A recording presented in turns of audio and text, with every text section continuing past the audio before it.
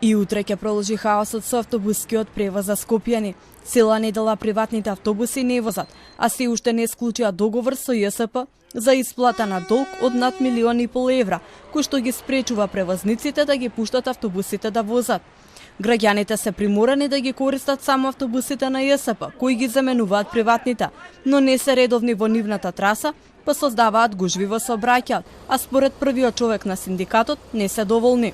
ЈСП Скопје во моментов не може да ги обслужува скопјани без приватните превозници, бидејќи се соочува со доста проблеми во своето работење.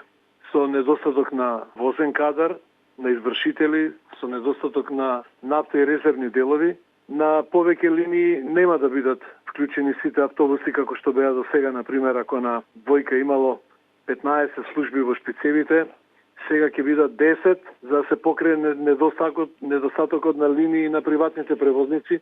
Приватните автобуси за утре најавија нов протест. Овој пат велат дека автобусите ќе ги паркираат пред трговскиот центар Мавровка, како една од најфреквентните улици во главниот град. Изминатава недела помина и во препукување со градоначалничката Арсовска, која пак тврдеше дека приватните автобуси издавале билети без фискални сметки.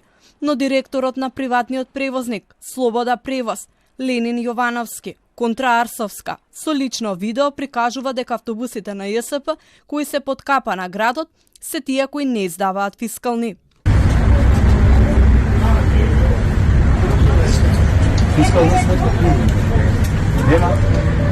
Како може да нема? Немате фискален апарат? Нема.